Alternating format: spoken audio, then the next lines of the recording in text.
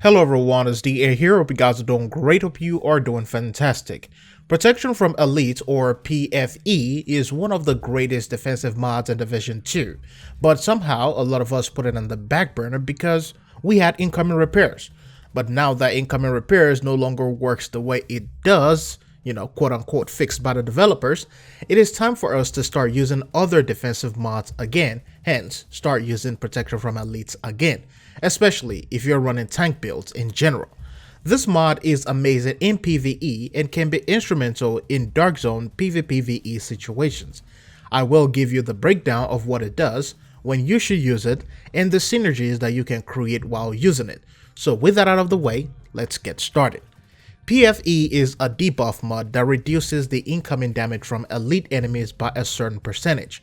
If you have 30% protection, this means an elite enemy will only deal 70% of their damage towards you. So an enemy attack that would have dealt 1 million damage will now only deal 700k damage because you have 30% protection. Now, this also doesn't mean you just apply it on every build and use it every single time. There are certain things that you have to understand about this as well. This is something that will start becoming useful in heroic difficulty and legendary runs, but mostly when it comes to you running in groups. The reason for this is because you're not going to be seeing a lot of elite enemies in lower difficulties, and when you run solo, you're not going to be seeing a lot either. And on lower difficulty, it's mostly just the boss that is an elite enemy. So the benefits might not kick in for you and you could be wasting a slot that you could use for something else. But in things such as legendaries, where almost every single enemy is an elite, you have one guy running a tank CC build or just a tank build with armor regen, then you can use this to cut the incoming damage by a large percentage, and this can also be instrumental when you are trying to draw aggro as a tank player. In PvE, having this form of protection instead of status protection works best, especially when you are running into grenade launchers and snipers.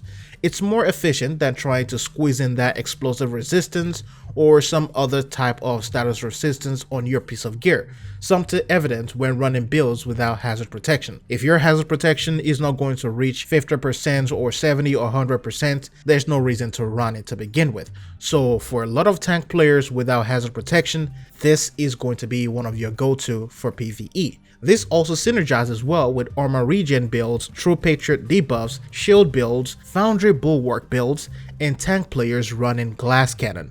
It also helps to offset the damage of glass cannon as well, which is quite instrumental, but this is only for elite enemies. Now, when we talk about PvP, protection from elite does not work against other players or other agents. This is because players are not elite enemies. The only good side of PfE in PvP is when you face rogue agents on a heroic landmark in the DZ. You don't have to worry about the damage that the NPCs are dealing, but without NPCs, this mod is a waste against other players. For those of you running tank builds in PvP, you are better off slotting in a bleed or fire resistance. Since you have high armor and high armor regen, you will be able to override some of the damage that you take from status effects with your tankiness. Tankiness is a word, isn't it? Yeah. Now back to PvE. You can definitely pair this up with Survivalist for a bonus 10% protection from elite, and once again you have to keep this in mind that this is a very niche mod, mostly useful for tank and hybrid players. And if you're running any build with blue cores, you can still use incoming repairs for your drone or your healing skills.